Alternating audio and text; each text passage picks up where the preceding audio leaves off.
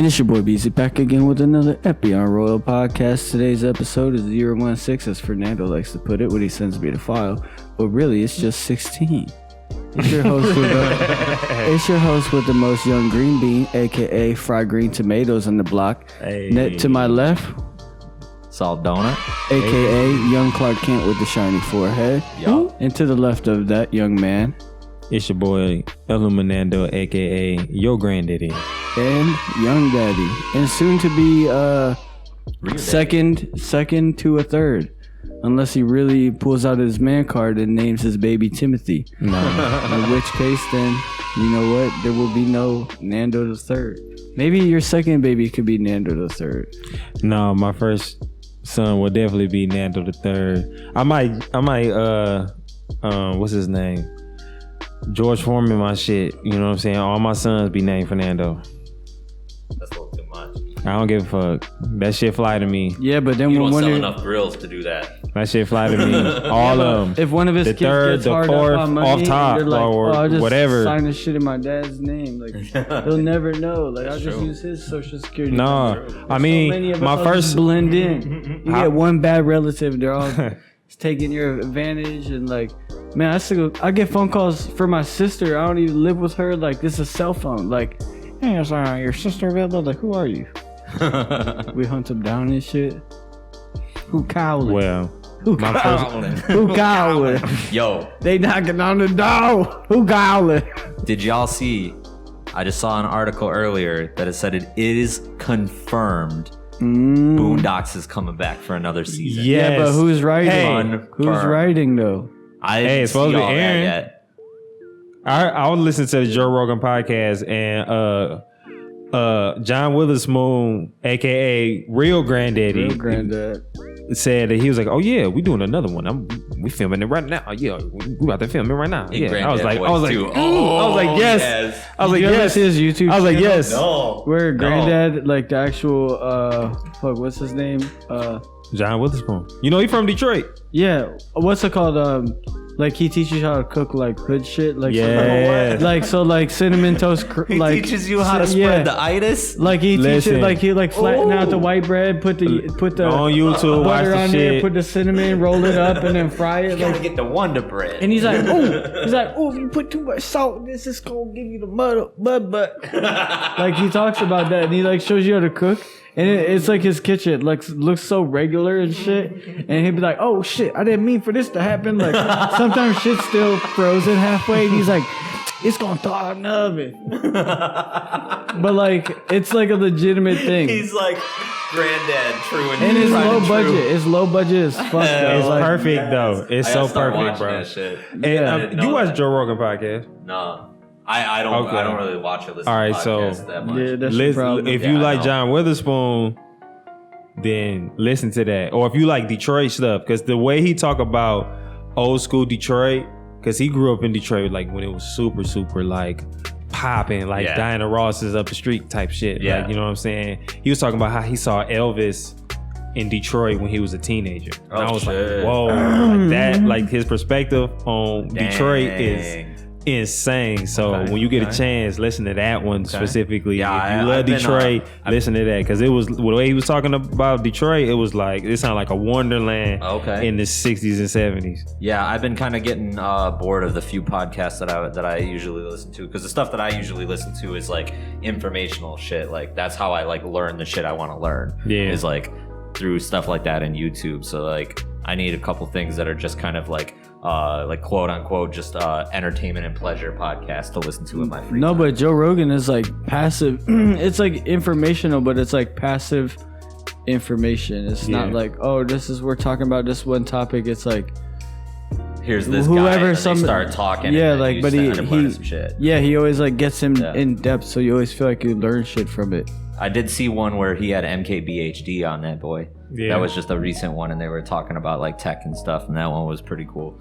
Yeah, he had Elon Musk on there too. Yeah. It was pretty Elon much Musk everybody. smoked weed on that shit. Hell yeah. See, like Joe Rogan, but Joe Rogan podcast is like a lot of political shit too. And I don't like nothing like that. Like, I don't that's like Fernando loves that shit. I can tell. Well, I don't like necessarily it. love it, but That's why I like the Joe Rogan podcast, because It's like a fetish he's for him. so broad with it. Like he'll have like a presidential candidate on, and then turn around and have like Be Real. Like, you know what I'm saying? Like he have like literally anybody on there. You know, It's so like I don't a really very be broad spectrum of like guests and topics and stuff. exactly. You ever see inside a studio? He has like a big studio with like a bowling alley and archery lane and like workout equipment and like Got an archery sensory deprivation tank, like Damn. arcade machines, like a video studio, podcast studio, like in one big ass Damn. building in That's California.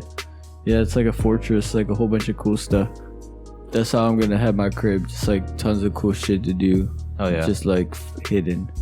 Yeah, I'm still like as much like I've still been kind of bouncing back and forth between whether or not I want to just like up and in a few months save up and just get a place, or if I want to just like find a way to just get into like a cheap little office. I don't know.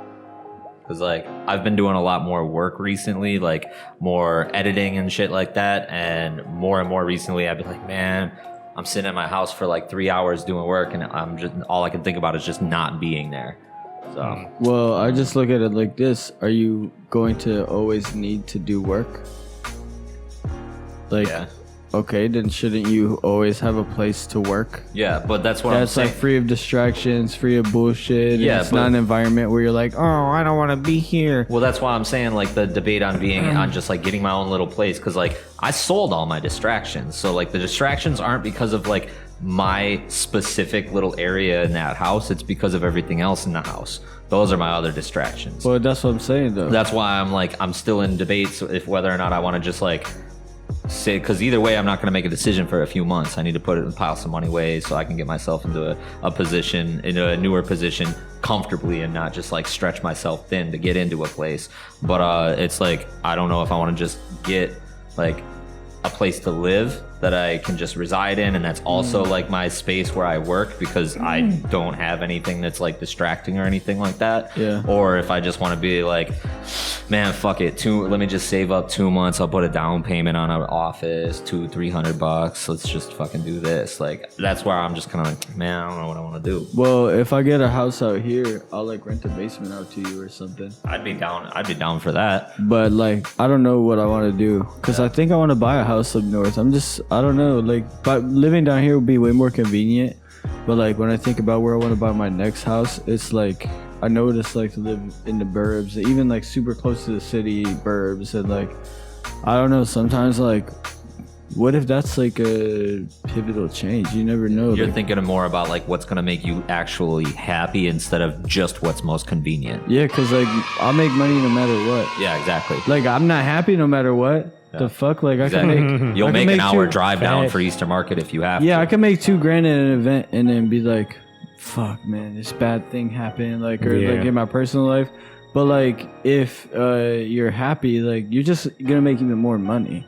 It's just not gonna be convenient for me to like drive 2 hours, like, because like my plan is just live in the middle of nowhere, then come down on Friday, like go to the city all weekend, Yeah. and just go back, so I could like have space. But I don't know. Living out where I used to live sounds good too. There's like a lot of houses popping up over Yeah. there that are good. I'm over price. in that area all the time too, and the more I'm in that area, the more and more I'm like, man, even if it's not just like living, I just want to like spend more time in that area, like taking photos or even just like being in the culture, because I'm down at like the like St. Clair Shores all the way down to like Grosse Pointe and Grosse Pointe Woods. There's a couple of houses in Grosse Pointe Woods on Zillow right now for $89,000. Yeah. But they're like 900 square feet, but it's in Grosse Pointe Woods. Yeah. Like, Yeah. that's a crazy low mortgage payment. So stuff like that makes me wonder, like, you know, there's opportunities in both places financially like that. I'm not just buying a house to live in. Like, it's got to be a fucking opportunity, you know, like, Absolutely. that's why you live in an apartment. Like, you're just Yeah. like, fuck, I need somewhere to live. Boom, apartment. Yeah. It's not an opportunity. It's like, it's where I'm staying. It's how much yeah, I'm paying. it's just like It's a quick necessity. this convenient to where I work. Like, it's usually convenience, but for me, it's more like I don't want to just buy a house because I need one. It's like I want to get the right spot where it's like, Yeah. oh, I'm gonna get a good deal. Then when the market dips, I'm not gonna be in bad shape. And then when it goes up, I can maybe make my money back all the way, or like make extra. You know, with inflation, you'll make extra, but that just being in a place that you can actually grow in. 'Cause Yeah, and it's put the, my like, shit down. And yeah, like, and like actually see not only the space advance, but you advance along with the space. yeah, because I'm putting everything there. And what I really want to do when I get a place like that is have a mini ramp, like so it's like a 4-foot half pipe, and have it be where the skate light material. It's like that plasticky material, where it's like the ramp is like that red skate light, like a real like not shiny, but it's like a matte red skate light with like the wood color around it, like in like a building, just like a outbuilding, where it's like a 20-foot by 60-foot, like it's like a pole barn type thing, but it's like a big building. Yeah. Half of that shit is a mini ramp, and the other half is like the print press. Okay. All the merchandise. Like to tight. me, that's way more enjoyable. But like, there's benefits to living out here too, because then I could be like, oh well, if I buy a house with X amount of rooms, I could rent this room to somebody for $500, and then like put the rest of the money in an account or like whatever. It's like you have more options like that. Whereas if I get a house in the middle of nowhere, like I'm not it's gonna rent just an gonna be office in the me middle of by nowhere when myself. I live down here. Yeah. Yeah, and I don't really even need to be anywhere specific to make money. Like I can be like, as long as I got internet. But who knows? I don't even know if they got internet up there. Shit. They do. Yeah, they got that Spectrum shit. That's What's that? Hey, you got.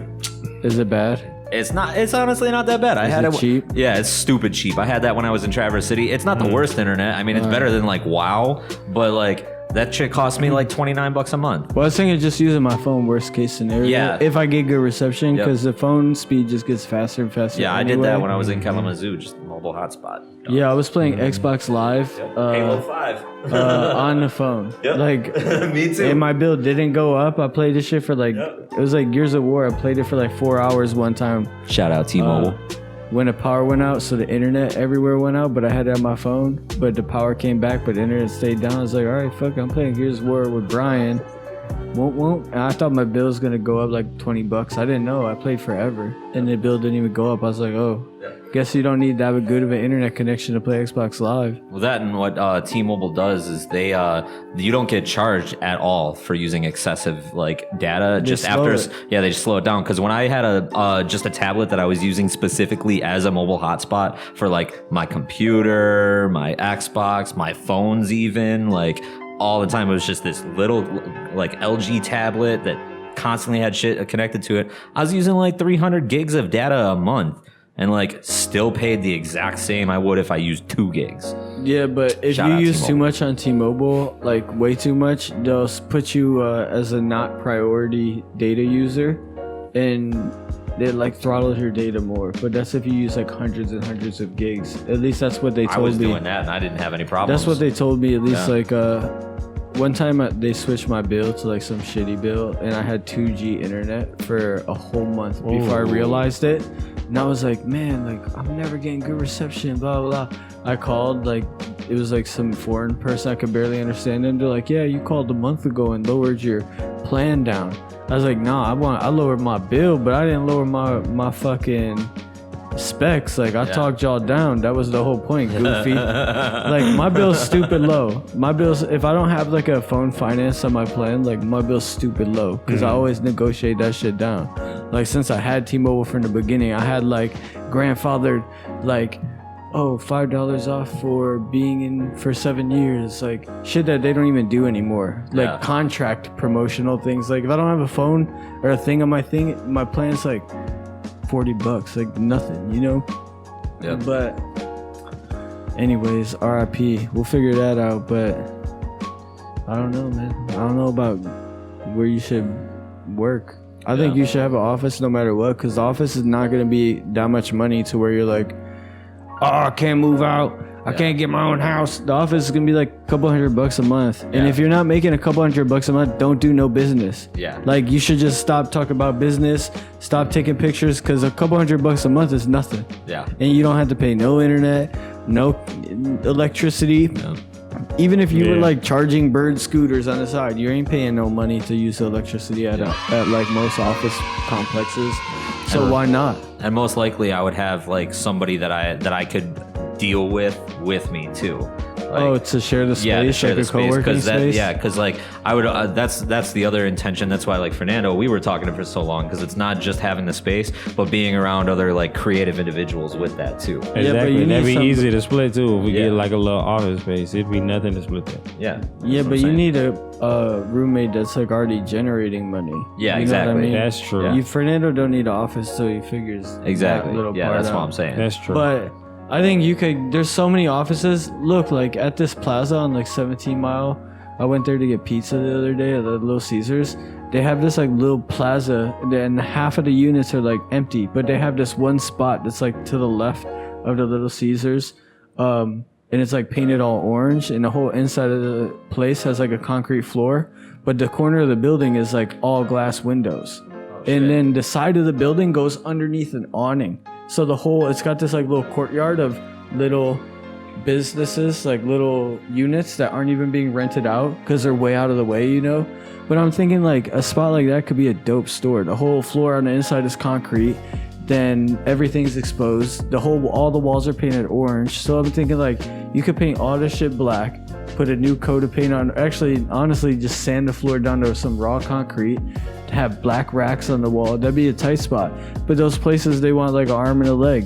Yeah. They know that spot is worth like $200 a month, but they're holding out for like a fucking chain store to pop in. Like they want a little Jimmy Like John's. $1,000 a month or Yeah. some shit. So they let those buildings rot. But it's like every now and then you can find an office space that's like 500 square feet, like way bigger than the one I have, and like they'll actually negotiate with you, and you could get a huge space. Yeah, and that's what I've been looking into and like holding out for, is because like that's the other thing. I like what you just said about getting a house. I don't want to just like get an office space just because I could be like, I got an office. No, I want to get a space that like, all right, cool. I would be okay if I was here for like 1 to 2 years. Like that's where I wanted. If I'm gonna put my money into something, I want it to be something that like is gonna grow with me, even if it is a tiny little office space. If I start doing like more YouTube videos and shit like that, that office space is gonna evolve with me.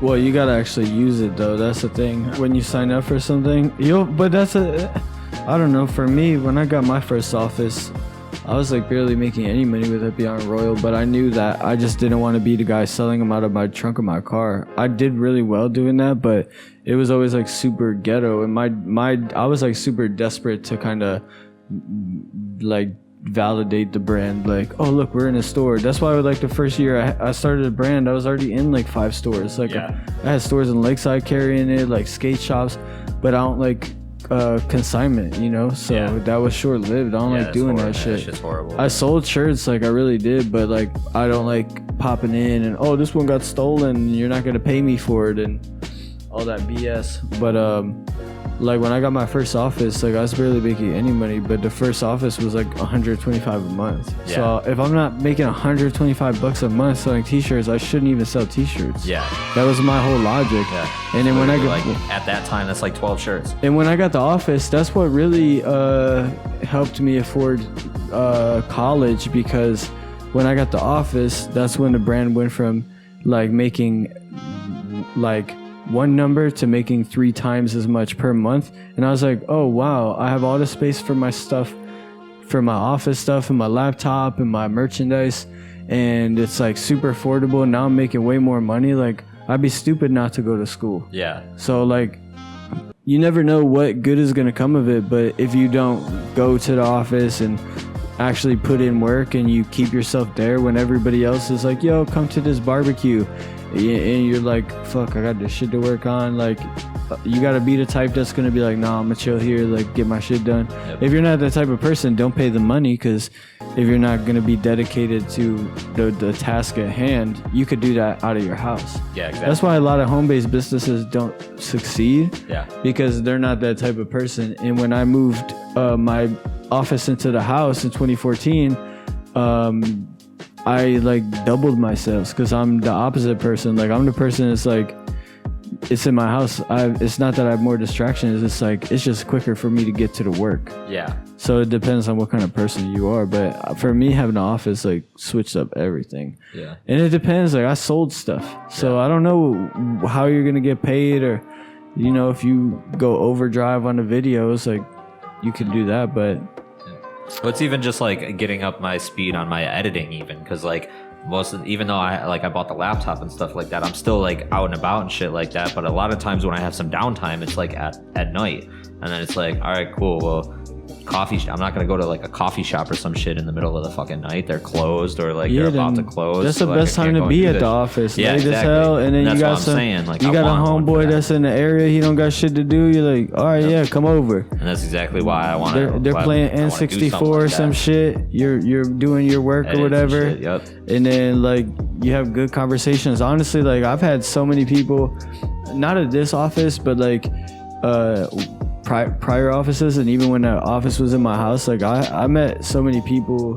that just came out to the office, and like people that I had like made better relationships with them, having like a private place to have conversations and build whatever I was trying to build with them, because people act differently when they're in your environment versus in front of their affiliates and shit, or like in public, or so you can really get to know people on a better level. Honestly, having that workspace is almost just like an incubator to me. I look at it more as like an accelerator, but that's the thing. If you're not the pressure, you're never gonna make a diamond anyway. Yep. You got to know whether or not you're the pressure. If you're the one that's putting all this weight on yourself to get shit done, then you know having a space to get shit done will be beneficial. Yep. If most of your pressure is external because people are like, yo, you gotta start doing this, Doug, or oh, you know, if you got a wife and she's like, oh, you gotta do that because of this, like that's probably not suited for you. Yeah. But even any office, most of them are like month to month. Yeah. And so you're gonna have a laptop anyway. Like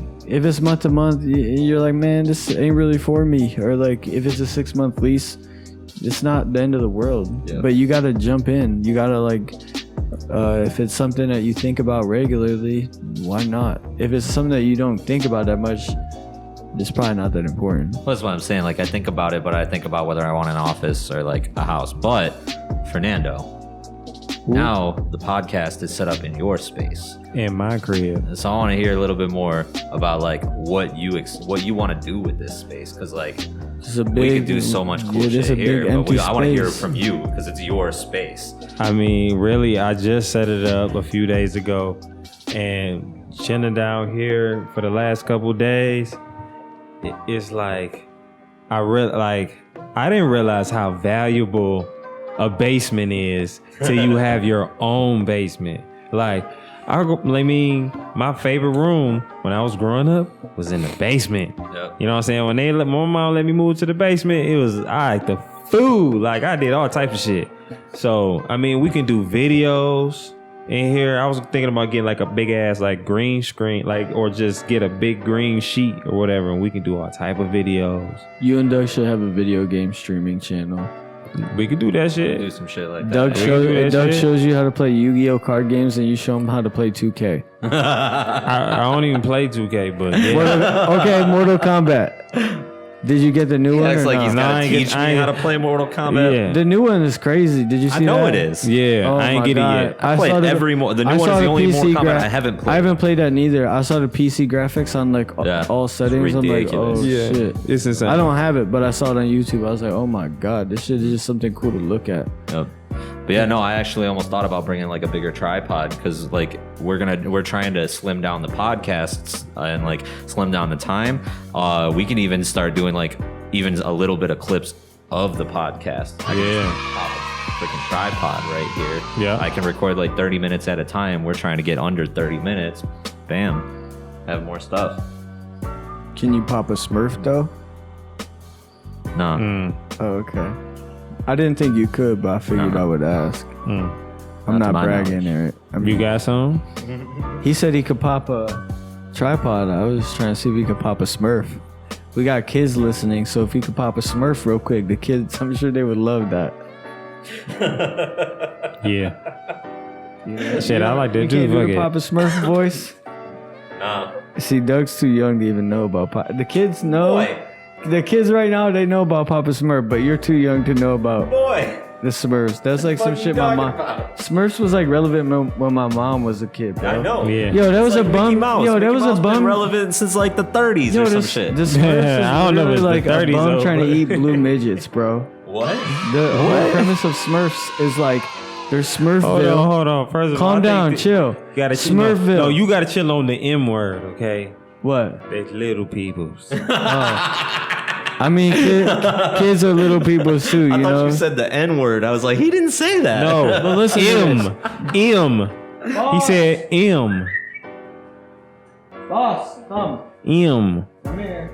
No. Oh You shit. heard a girl voice. The wife. It starts vibrating. They had that high-pitched voice. Anyways, the whole premise of Smurfs is like all these blue people live in a nice, peaceful environment. They all obey Papa Smurf, of course. Right. They all want Smurfette. Right. And That which was a little weird. And their enemy is a homeless guy with a cat, and he tries to eat him. He tries to eat the Smurfs. That's what he wants to do. He's hungry. He's homeless. Boss. Boss. Anyways, that's the end of the podcast. It's your boy Beezy. To my left, you Salt donut. Illuminando. and we'll see you next weekend because Boss is going wild. Yeah, Boss needs a going microphone. Donate to our Patreon Boss. so we can get a microphone for Boss. You guys. Bye.